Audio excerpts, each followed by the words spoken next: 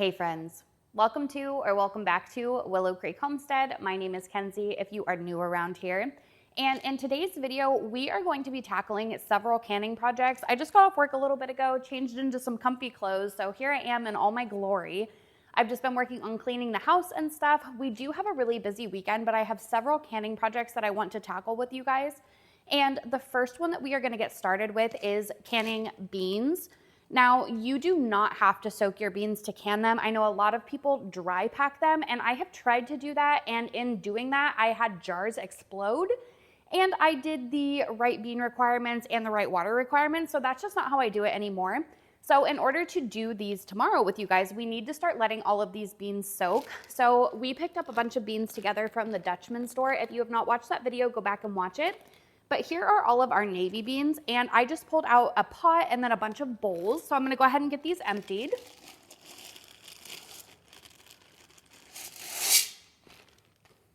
And then hopefully you guys can see in there okay. For this amount of beans, or whatever amount of beans I guess, I do 3 times the amount of water. So these beans will expand by probably 3 to 4 times. So if you are doing like a really, really big amount, make sure you are facilitating a really big pot to go along with that, because otherwise these will just continue to suck up all the water and then they will dry out. And nobody likes dried out beans before you go to can them. And then we are just gonna use my handy dandy little pot filler here and get these soaking. Okay, so I went ahead and moved the beans over here on my island, and that is roughly where the water line is. And now we are just gonna let these sit overnight. Okay, so now that those are done, the next ones that I'm gonna do is these black beans. I have 2 packages of them, and we're just gonna repeat the same process. I let my beans soak a full 24 hours, and then I do go ahead and boil them for probably like 10 minutes, and we will wash all of these off whenever we strain the water and everything. And whenever I first started canning, I really liked like the quick canning methods. I was really, really into that. And with some things I still am, but also when you follow all the steps that are recommended, I just feel like you get a way better product. The gelatinous coating that beans are really, really notorious for, when you soak them and let them absorb water and then boil them before canning, it definitely helps with that, and it makes it a lot easier to rinse them off whenever you go to use them.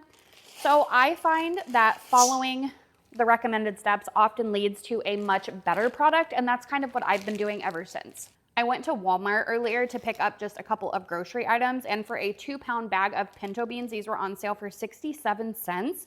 So I picked up a bag of these as well. Something else I wanted to mention with all of these, so like these beans in particular that I am doing will oftentimes get used in the same recipes. So if you don't want to separate them out like I'm doing, and you know that you're going to be doing a recipe that requires a lot of different beans and you're okay with it, feel free to mix these up too. You can can them all together. And if I was smart, maybe next time I do beans, I will do this, but we could do like chili seasoned beans that are like a mix that can go back into our chili that we're canning. I feel like that would be a really good idea. I'm not gonna do it this time, but feel free to do that if you are on like a time crunch. Okay, so here are all of the beans, and like I said, we just let these sit overnight. So my plan for tomorrow is to wake up super early and get started on all those beans, and then Sunday we are gonna tackle this box of apples. We're gonna do a bunch of applesauce and then apple slices, so I will take you guys along for that as well. I am gonna walk you guys over and show you my new plant stand. I posted some shorts about it, but sometimes people like to see the longer form YouTube videos, so I'm gonna show you guys that because it is absolutely beautiful. And then I will insert some footage of some bulk tenderloins that me and my friend made, and I will meet you back tomorrow when those beans are ready to be pressure canned. So for some reason, my audio decided to completely cut out while I was trying to show you guys my new plant stand. So I guess I'll just show you this way. So this is a plant stand that my mother-in-law got me as a housewarming gift, and it is absolutely beautiful. It comes with all of the grow lights and just everything that you need. There's a lot of different plants that you can fit on here, and I had a lot of people interested in this, so I will try to find the same one and link it down below for you guys.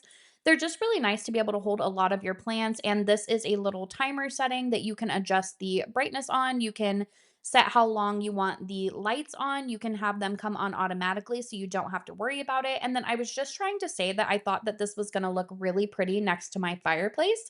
So I'm really excited to get that done as well. But the next thing we are going to move on to while we are waiting for all of those beans to soak together is doing all of these tenderloins. Now, If you watched last week's video, you know I did a bulk haul at the Dutchman store. So anytime that we buy bulk tenderloins, my friend and I always split the cost and then we split the labor and we turn all of this into pork tenderloins.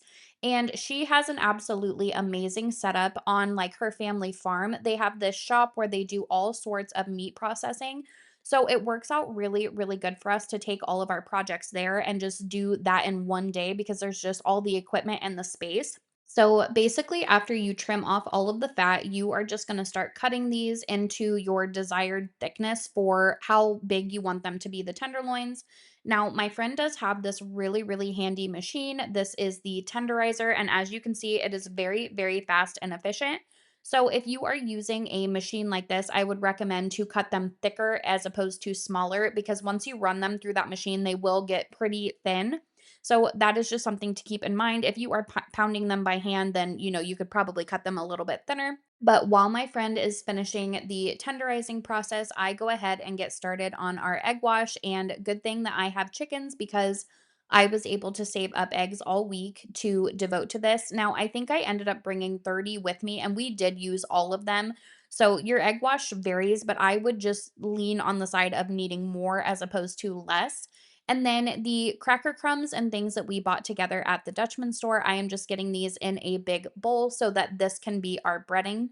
This is saltine cracker mix and then cracker meal. And then we also had some breading left over from last year that we decided to use. And then we just put in an all purpose seasoning along with a tenderloin seasoning, and that is our breading. And then after they were finished tenderizing and I got all of our cracker crumbs and our egg wash done, we just started dipping these in and making our tenderloins. So all you do is just dip them in the eggs and then you can dip them in the breading. Some people double dip them in the breading if you like them really, really crispy. We just do it one time. And we ended up getting 18 packages of 4 tenderloins per package. That is kind of how we do it. And we just divide that up.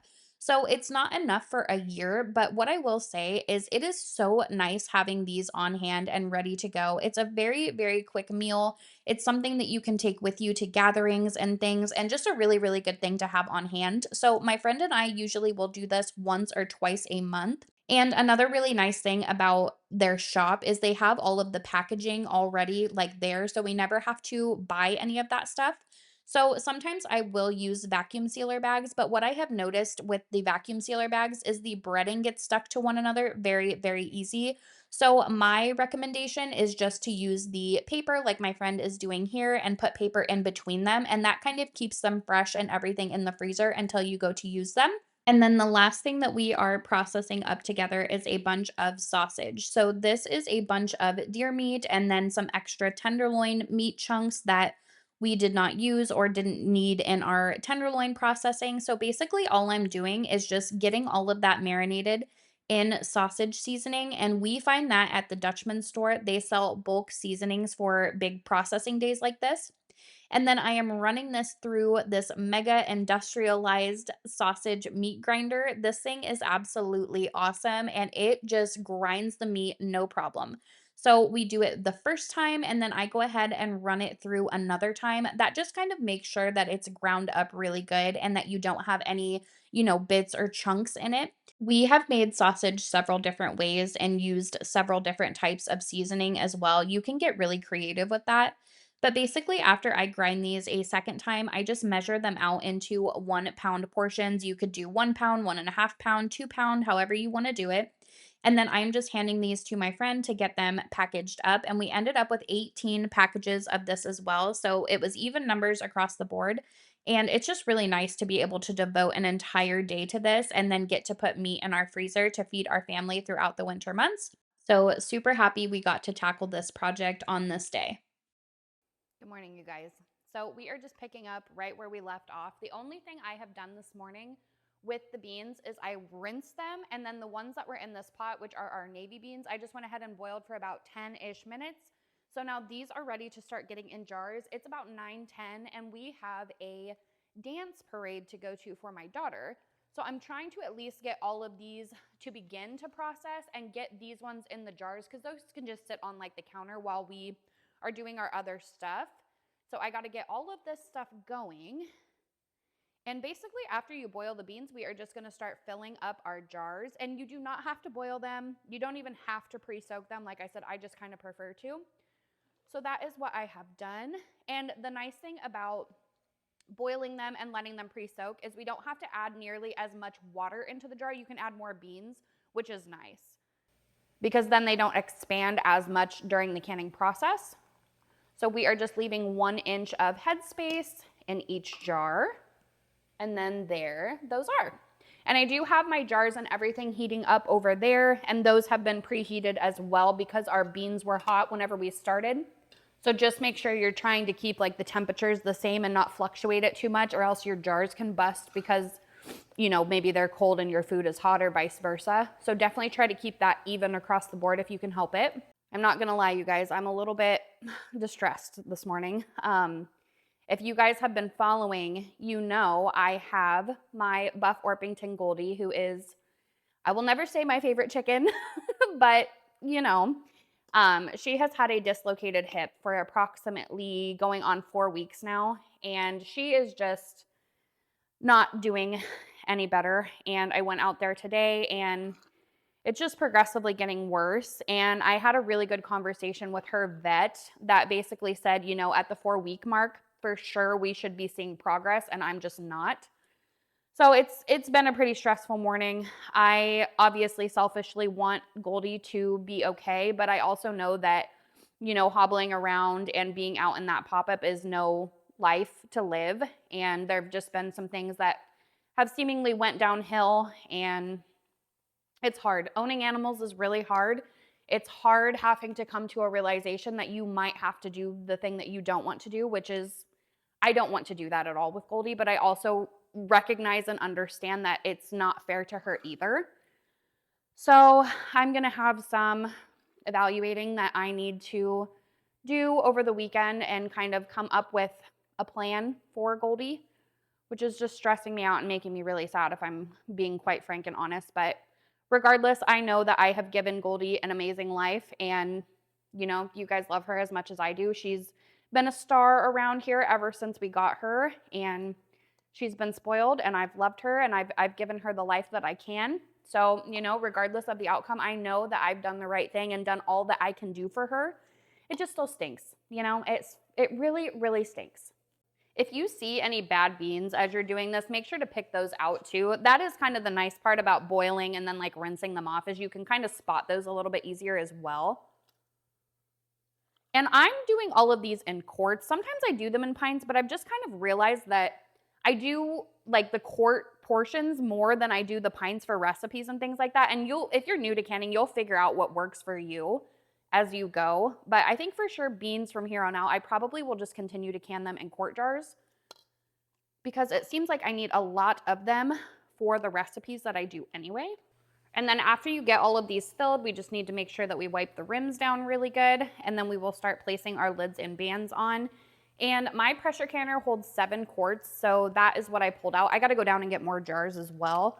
I do eventually want to get another pressure canner, because as you can see back here, I have a ton of space on the other side where I could run 2 of them at a time. So I think that is on my list here pretty quick, actually, to get another one, another Presto. And maybe even one that I can double stack pints in. I don't know. I just feel like I don't have enough space and equipment for all of my canning needs. So I'm going to look into that. I wanted to get an All-American, but they are just like really expensive. Some of the pink ones though that they have and the orange ones, oh my gosh, they're so pretty. Maybe one day I will own one. Okay, and then I'm just going to start getting these in my pressure canner. And I believe these process for 90 minutes in the quarts and 75 minutes for the pints. Beans process for a really long time, which is why I wanted to get this started, because by the time this cools down and everything, it might be time to go to our parade.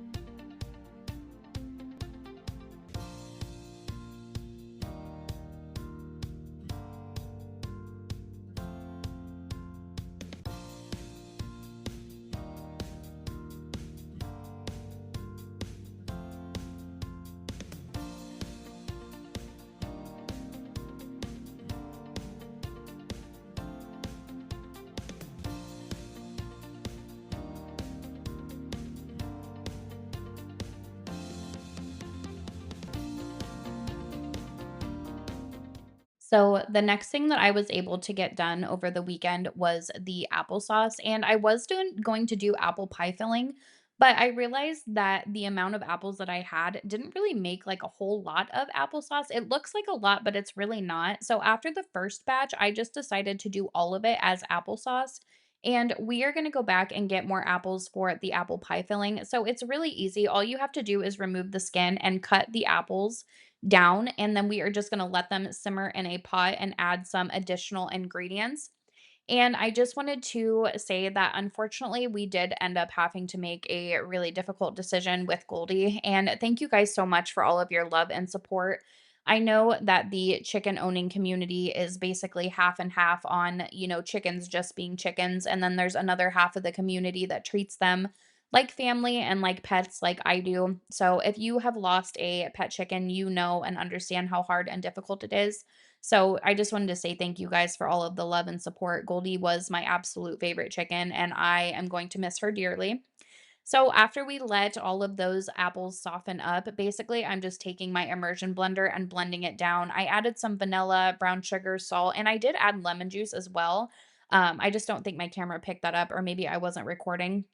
But I will leave the recipe and everything down in the description box below for you guys if you would like to give this a try. It always turns out absolutely fantastic. I love having applesauce on hand, and I especially like using it for applesauce bread. That's a really, really good way to use this. It also comes in handy for like lunches, and you could just take a jar of applesauce with you on the go or like for lunch and things like that. It's just really nice for the kids and for us, just something quick and easy. So it's always really fun to make it as well. My house smelled like fall as I was cooking this, you guys. It smelled so good in here. You can also turn the apple skins and things into juice or jam or jelly. I've done that before, but I just didn't need it during this time. So I did go ahead and give the rest of all of that to the chickens. So I go ahead and get these loaded up in the canner. I had two of them going at once on this day, and it just felt really good to get these projects tackled and have like a weekend to devote to food preservation. My husband is getting the pantry done, so I can't wait to show you guys that. It's going to be so fun to go in there and redo all of that and fill it up with you guys. But after I get these going, everything starts coming out of the canners. So here is all of the footage of that. And then I just want to say thank you guys so much for watching. I hope you guys have a fantastic rest of your week, and I will see you guys in next week's video. Bye, friends.